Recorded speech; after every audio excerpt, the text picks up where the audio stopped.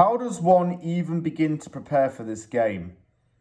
It's one of the biggest games in the history of West Ham United Football Club, and that is without a shadow of a doubt. How does one process what's happened, shall we say? How does one try to come to terms with getting to a major final? Well, here's how I see it. It's an opportunity for the players to make themselves heroes. It's an opportunity for players to write themselves in West Ham and European footballing folklore. For the fans who have gone out there, it's an opportunity to make memories and say, I was there, and this happened. To those of you who have travelled or are travelling to Prague, have a very safe journey and enjoy your time in the Czech Republic. You're going to a lovely city that's got a great culture. You're going to be amongst many of your own kind of fans who will want to share the same passion and objective as you.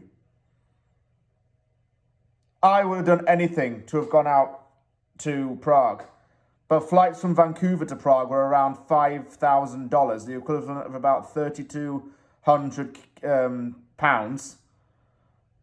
Yeah, £3,200. Just had to think about it there. And I just knew in my heart of hearts I wasn't going to be able to get there. So I've made a bit of a compromise. If West Ham wins this and gets Europa League, I'll be in Europe next season no matter what. I'll be watching a game. But before we can even think about going to the Europa League, we have to beat Fiorentina. And in this video, I will tell you everything you need to know about the Italian opponents the West Ham faces Wednesday night.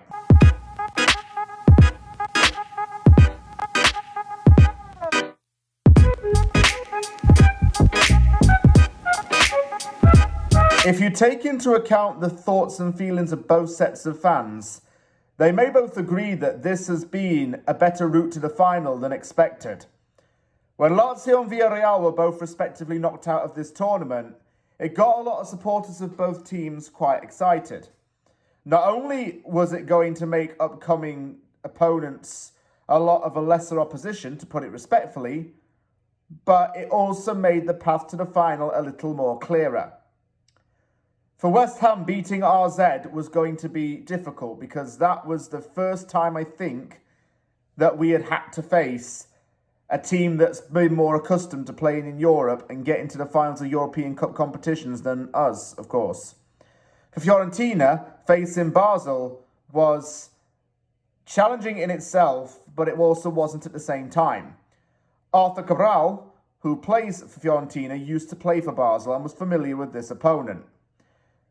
Just like us leaving it late to score the goal to take us through and seal a place in the final, Fiorentina left it late as well.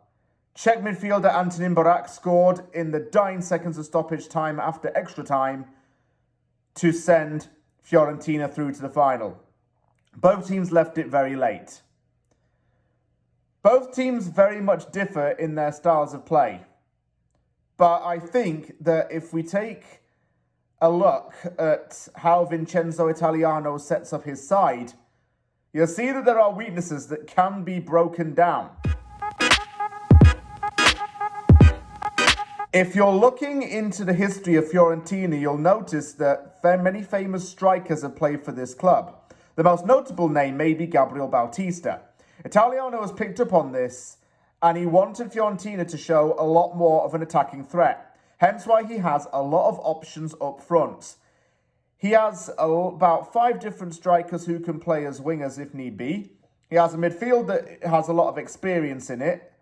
He has defenders that are very tall, strong and physical. And he has a goalkeeper who is aided by his back line.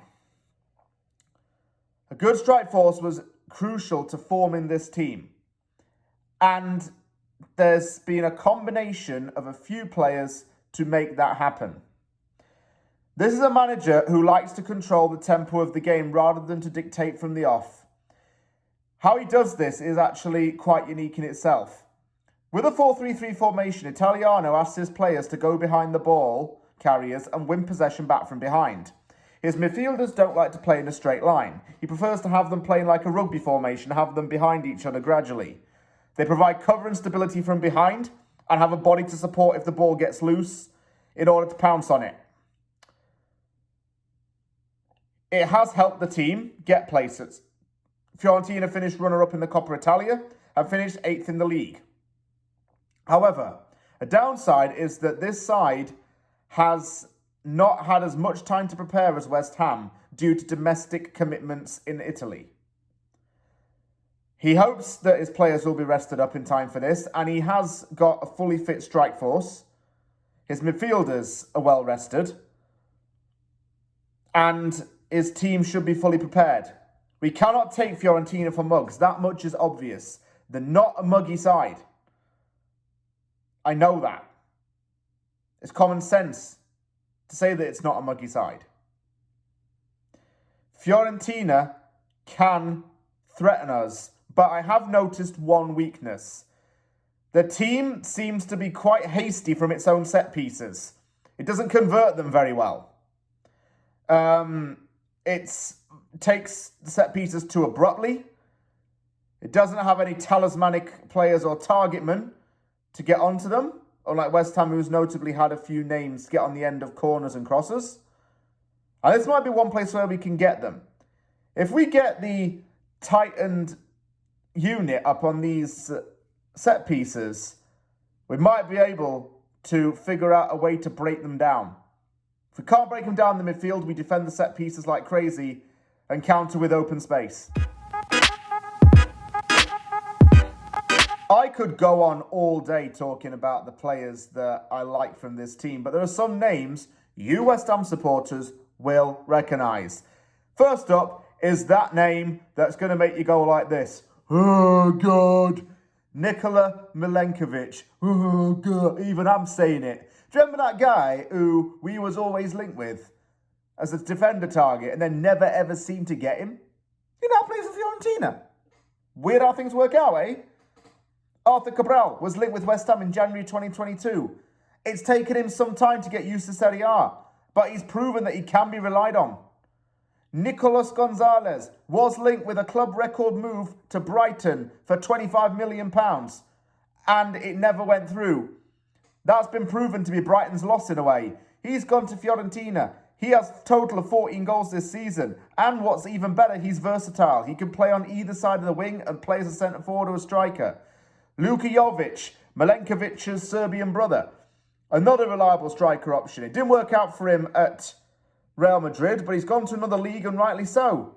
He's able to get more game time. He's able to have a few more goals into his account.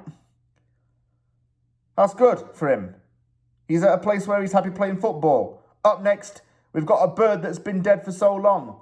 And I'm not talking about Queen Elizabeth. I'm talking about Dodo, the Brazilian right-back who signed from Shakhtar Donetsk.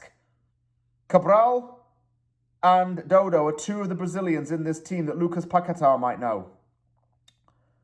Sofian Amrabat, Nayef Agued's teammate in the Moroccan national team. Someone who is linked with a major move away from Italy. He's known for his dictation and passing. He's a very solid defensive midfielder. And another name to go on here is a checkmate of the checkmates, Antonin Barak. I mentioned him earlier. He's a friend of Souček and Sofal. I do like this guy a lot. He's played as an attacking midfielder before. He's played as a forward midfielder. And he's held back as a number 6 before as well. The one thing you're going to notice about this Fiorentina side is that its midfield has the experience. It's got veterans in there with an average age of between 26 to 29. Bonaventura is one of those leaders who's been there for quite some time. Alfred Duncan is another player who's 30 years old, I think. And he's older and more experienced than others. It's a midfield that knows how to deal with these big games. And it knows how to competently make the game its own. The experience is what Italiano will rely on. And if he's getting that from the middle, it's going to spread out to other parts of the field, be it the front and the back.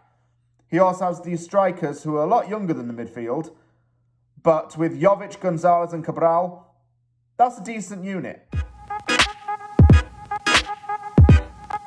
Pedro Obiang is a guy who West Ham fans absolutely loved, and he loves us back to this day. He might not wear claret and blue anymore, but he still has a lot of love for a football club that was a big part of his life. Obiang signed for West Ham from Fiorentina in 2015. I remember that goal he scored against Spurs in January 2018. I watched it and I just thought, whoo, what a shot. He left in 2019 to join Sassuolo. At his time in Sassuolo, he's had some difficulties. He's had medical conditions which have prevented him from playing. And he was the one who sold West Ham United to Gianluca Scamacca. Scamacca admits that Obiang always talks about the club in a bright light, and he shows absolutely no malice, but why would he in the first place, towards West Ham? I respect people like Obiang, and if he's well liked from then, he's still well liked today. I think whoever scores first is going to have the major foot in the door. Let me explain what I mean by this. West Ham scores first. It will park the bus for maybe a third of the game from that point onwards and then try and nick another goal. This is not really the wise way to go about things when you have a Fiorentina side that is diverse enough and will find a way to get a goal by any means necessary. Fiorentina scores first. It's going to look to get two more and seal things off. I want to say a 2-1 win for West Ham, but I don't see West Ham scoring first.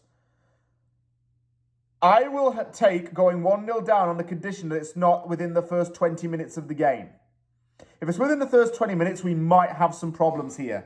And what I mean by that is we might falter a little. We cannot afford to do that in this game. We have to show that we want it. My message to the players is very simple. You've gotten this far to prove your worth. You've shut the haters up. You've shut the doubters up. Go out there and win it. When it's time to do your job in the game, go and do it. I'm not looking for fancy.